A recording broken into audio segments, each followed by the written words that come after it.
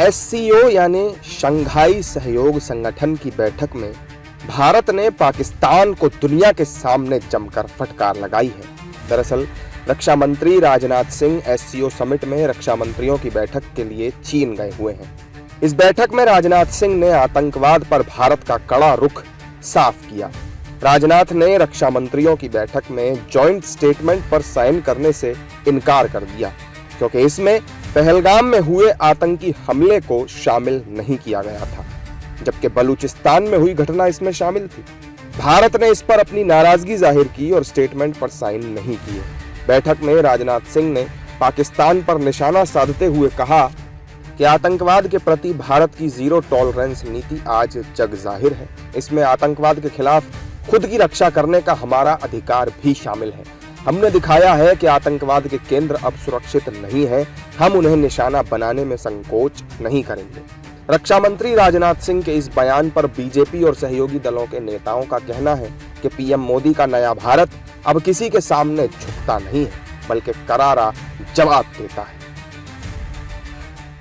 भारत का स्पष्ट दृष्टिकोण है और नरेंद्र मोदी जी के नेतृत्व में भारत ने आतंकवाद के खिलाफ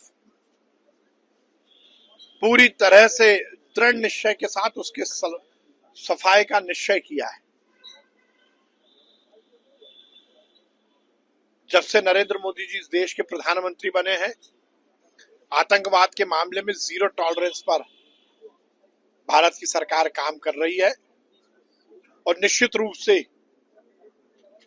आतंकवाद पूरी तरह जड़ मूल से समाप्त हो, ये भारत की सरकार का निश्चय है। हमारे देश में और हमारे जो संस्कृति है उसमें डबल स्टैंडर्ड्स का कोई स्कोप नहीं है। हमारे यशस्वी प्रधानमंत्री श्री नरेंद्र मोदी जी ने साफ साफ कहा था कि टेरर और ट्रेड साथ में नहीं हो सकता और विकास की नदी और खून की नदी साथ में नहीं बह सकती। ये एक नया भारत है जो आतंकवाद के खिलाफ है और पूरे विश्व में एक उदाहरण स्थापित करना चाह रहे हैं कि आतंकवाद के खिलाफ हमारी ये जंग बहुत मजबूती से पूरा देश लड़ रहा है। हालांकि विपक्ष के नेताओं ने राजनाथ सिंह के अलावा केंद्र की मोदी सरकार की विदेश नीति पर ही सवाल खड़े कर दिए। जब देश की विदेश नीति एक व्यक्ति चलाता है, नरेंद्र मोदी, और वो सिर्फ अपने लिए चलाते हैं, तो उसका परिणाम सब भुगत रहे हैं, पूरा देश भुगत रहा है कि आज पाकिस्तान को आतंकी करार देने के लिए कोई देश आपके साथ नहीं खड़ा है, कोई देश नहीं खड़ा। आतंकवादियों और आतंकवाद के खिलाफ भारत शुरू से रहा है और हम ये अपेक्षा करते हैं कि उसकी लड़ाई जारी रहे। लेकिन इस वक्त जो सीज फायर हुआ, ये आज भी कहीं से भी तार्किक नहीं है, हमारे देश की अपेक्षा के अनुरूप नहीं रहा। तो केवल शब्दों से नहीं, मैं समझता हूँ कि कार्रवाई एक नज़र आनी चाहिए।